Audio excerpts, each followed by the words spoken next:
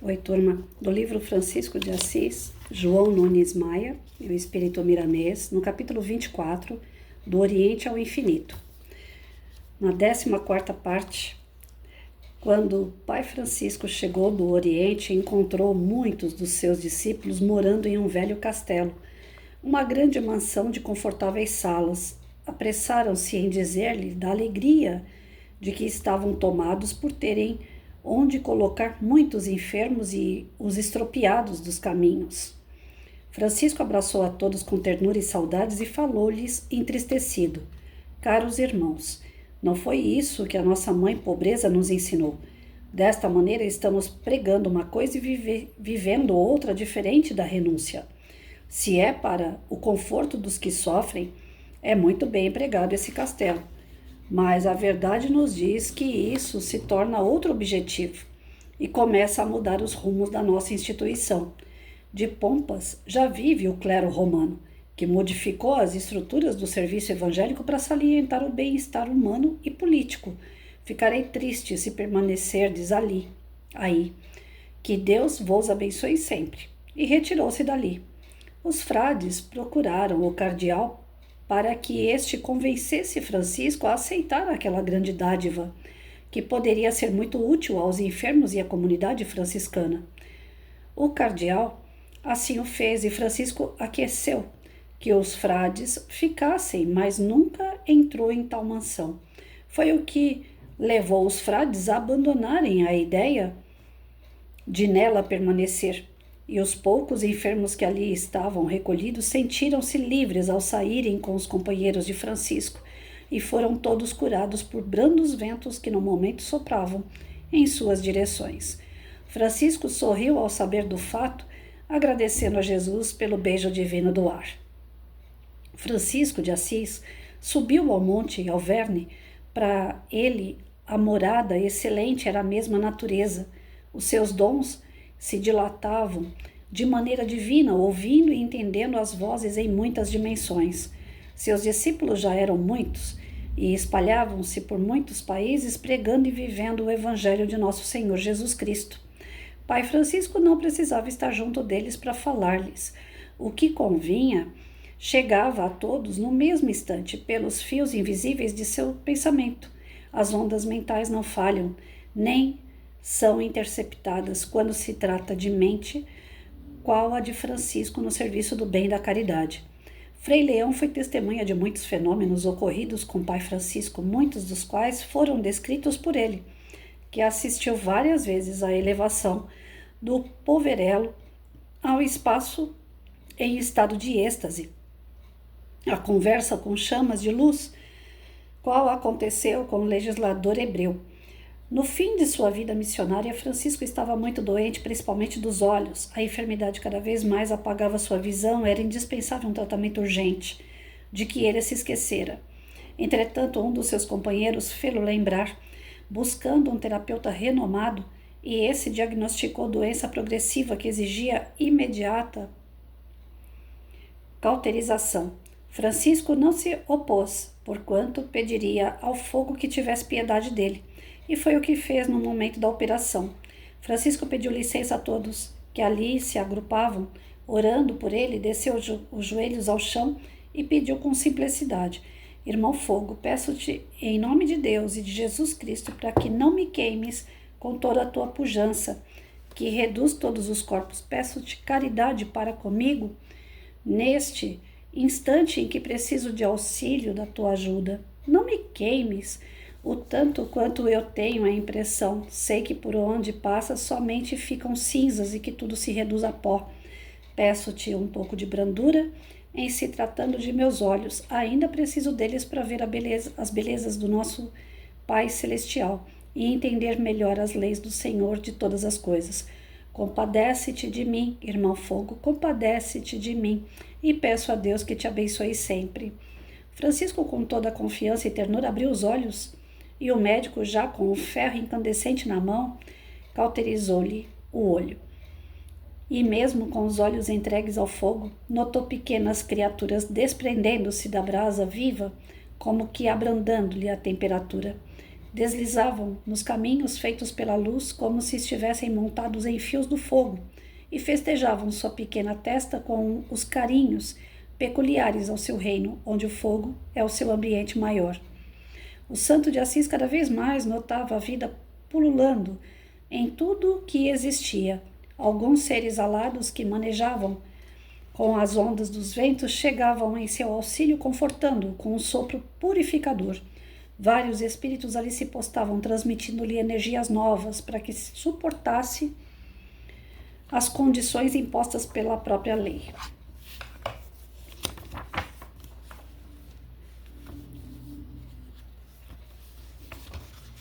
Então, assim, nesse trecho, a gente observa que Francisco, na sua humildade, ele não queria de forma nenhuma as regalias, ele não queria de forma nenhuma, mesmo que fosse com a intenção de ajudar o próximo, ele não queria luxo, ele não queria nada além do necessário. Então, quando ele chega em Assis e vê que os seus frades, seus companheiros de jornada estão num castelo e que nesse castelo tem muita regalia, ele fala, olha, isso daí tá ficando muito parecido com a católica. E se fosse para estar na católica, nós estaríamos lá.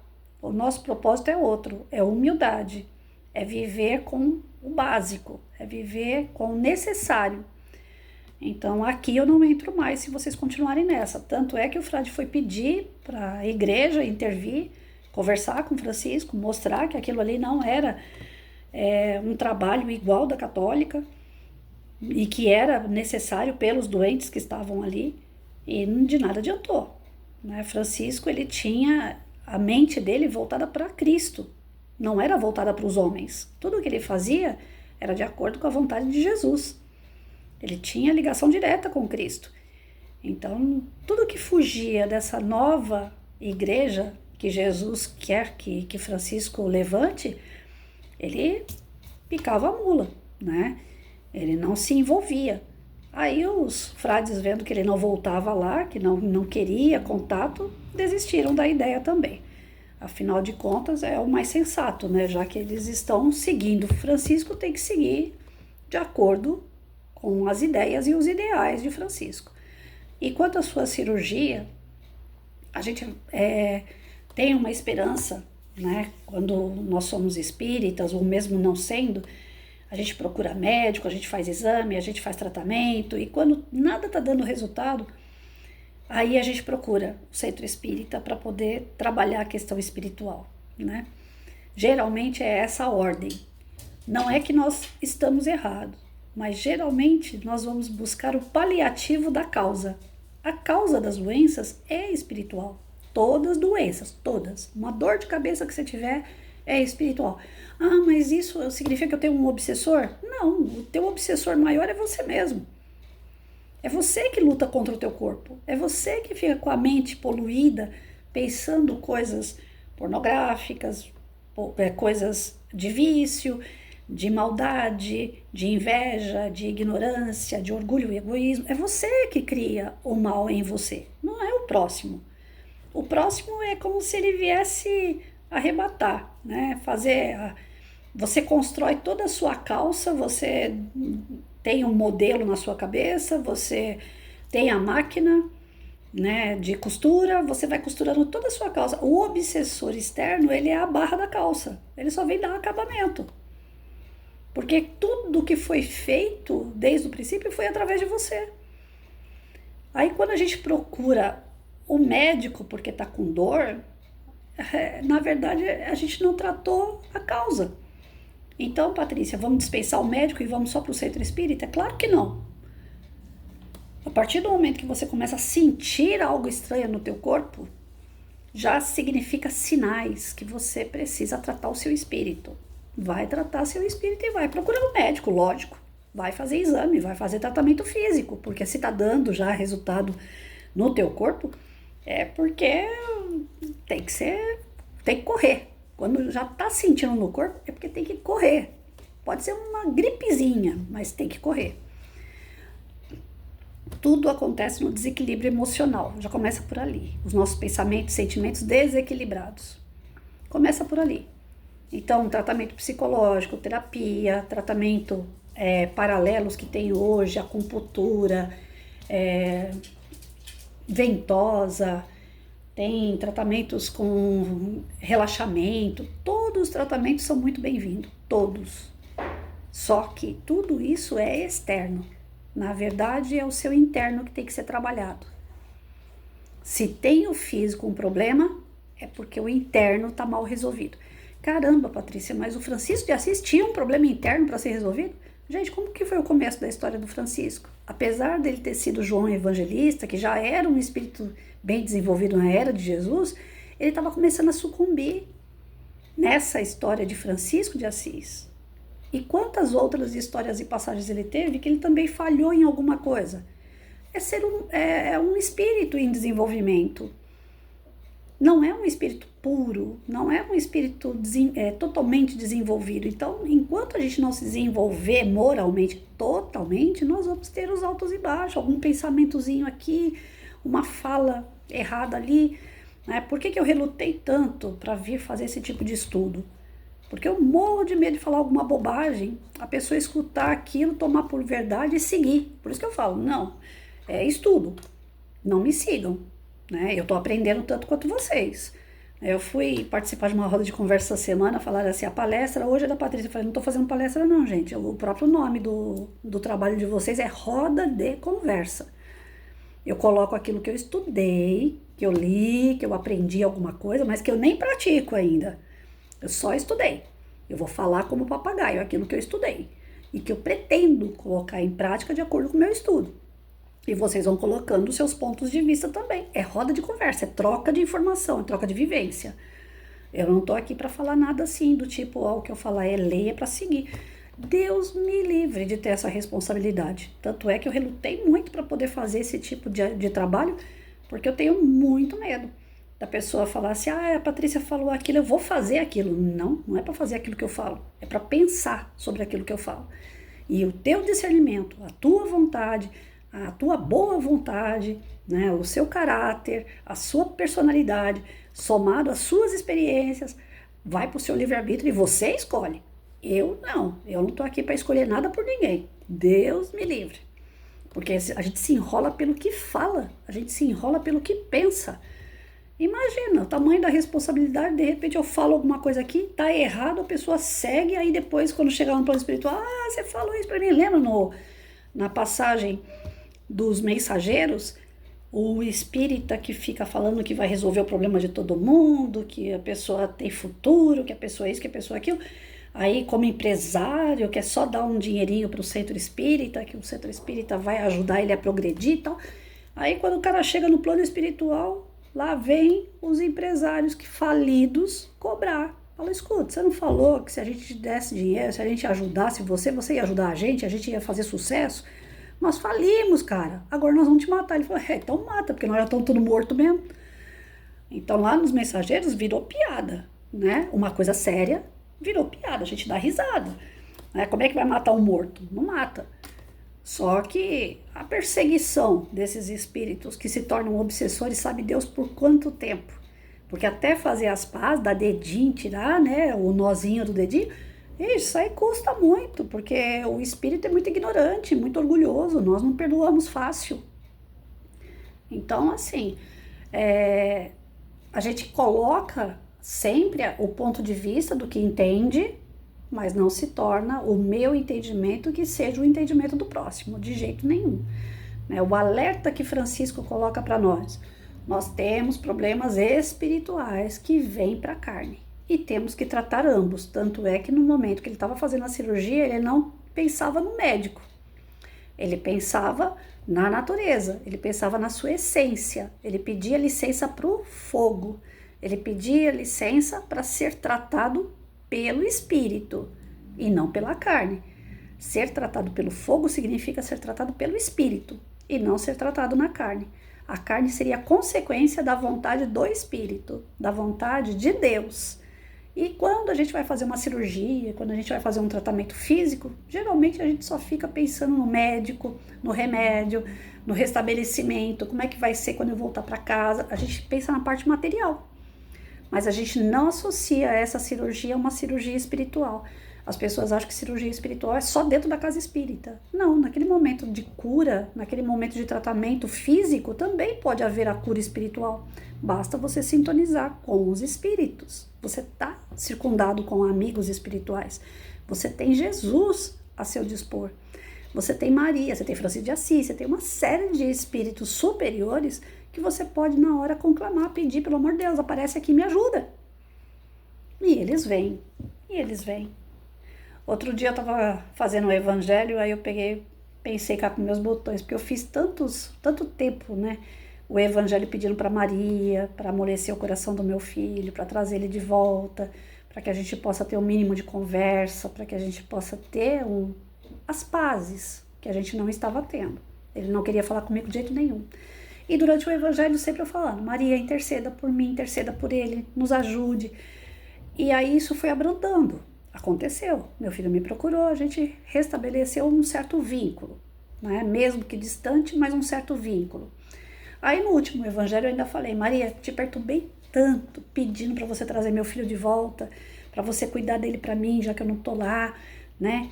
Já que eu não posso proteger, já que eu não posso amparar, já que eu não posso direcionar, já que eu não posso abraçar, faça isso por mim, né? Eu te pedi tanto, então hoje, nesse evangelho, eu não vou te pedir, eu só quero te agradecer. Gente, meu coração só faltou sair da boca quando eu falava com Maria. Eu sentia a presença dela, mas numa suavidade, num carinho tão grande comigo, que ao invés de me sentir a mãe, né, falando com outra mãe, eu me senti uma filha dela. Eu me senti tão acolhida, tão querida, que eu não conseguia, realmente, eu já não estava fazendo oração pedindo, já estava agradecendo. Mas aí eu comecei a agradecer mais por mim ainda, porque à medida que você sintoniza com um plano maior, eles vêm, eles socorrem, eles ajudam, mas você tem que fazer a sua parte. Se você não fizer a sua parte, eles desistem momentaneamente, vão fazer coisas mais importantes, depois eles voltam quando você cair na real. E Francisco era amparado. Então, naquele momento da cirurgia dele, ele demonstra pra gente essa junção que nós podemos ter com o plano espiritual mediante a nossa fé, mediante a nossa busca pelo amparo espiritual. Então, toda cirurgia ela pode ser atrelada ao espiritual, não precisa ser só física, mas depende daquilo que a gente acredita, depende da nossa busca. E as cirurgias espirituais têm que ser presencial? O melhor para aquele que é São Tomé que nem eu é fazer presencial, para você ver o procedimento, para você ver, né, ver. Agora, para aquele que não é São Tomé, que tem uma fé mais desenvolvida, a cirurgia à distância, ela faz o mesmo efeito da presencial. E se a sua fé é grande, com certeza você vai sentir tudo. Eu tenho uma fé pequena, porque eu sou São Tomé. Mas eu fiz cirurgia espiritual presencial e fiz à distante. A presencial, a primeira que eu fiz, eu me senti impactada, porque aí eu via pessoas vestidas de branco, aquele silêncio do local, só uma musiquinha de fundo, sentia o perfume do ar, eu sentia vibrações. Então a primeira vez que eu fiz foi bem interessante a experiência. Da segunda vez, como eu já sabia todos os trâmites que ia acontecer, eu já não fiquei tão impactada. Por ser São Tomé, né? Então aquela pessoa que é São Tomé é triste, porque a gente precisa de impacto, a gente precisa daquela coisa assim do tipo, poxa, isso é diferente. Quando não é diferente, que a coisa já é igual, já não deu o impacto, porém eu me senti melhor quando terminei a cirurgia. E fiz uma à distância. À distância, eu falei assim, eu não vou sentir nada, porque eu não vou ver nada, né? A pessoa tá lá no interior, nunca me viu na vida, mas o espírito do Dr. Ludwig veio e trabalhou com a equipe dele na minha perna. Se eu tivesse colocado que eu tenho problema na perna, no braço, no pescoço, eles tinham trabalhado tudo. Mas eu fiz o meu cadastro lá dizendo que meu problema maior estava na perna. Gente, eu sentia como se estivessem apertando minha perna assim, ó. Eu sentia as vibrações na minha perna. É questão de meia hora. Mas é aquela meia hora que você, no espírito, parece que você está vivendo horas. Não termina nunca aquela sensação. Então fica aquele movimento nas pernas. Eu sentia os dedos dos pés movimentarem que eu não sinto. Aí, quando eu levantei, eu me senti assim meio grogue, porque eu tinha tomado a água fluidificada, ela tava com gosto amargo. Eu falei assim, nossa, mas nem para colocarem um açúcar nessa água, né, na fluidificação. Tinha que ser um gosto amargo, tipo aquele analgésico ruim, eu esqueci o nome, da época de infância. Minha mãe mandava tomar aquilo para dor de cabeça. Eu esqueci o nome, Novalgina, sabe? Gosto de Novalgina. Eu falei, gente do céu, realmente eles estiveram aqui. Então, para quem é São Tomé, eles ainda dão esse apoio, né? Do tipo, vamos deixar alguma coisa para essa tonta e acreditar que nós estivemos aqui. Não é necessário nada disso. Mas para quem tem a dificuldade de acreditar, eles ainda dão essa lambuja para nós, sabe? Fala, não, vamos fazer um pouquinho a mais aqui para ela perceber que houve um tratamento. E falar nisso, eu preciso até fazer a segunda cirurgia, que já faz tempo que eu fiz a primeira e eu tive uma boa melhora. Então, assim, nós precisamos acreditar no campo espiritual trabalhando por nós, mas nós temos que fazer a nossa parte. Se a gente não fizer a nossa parte, não adianta querer merecer sem trabalhar para isso, né, gente?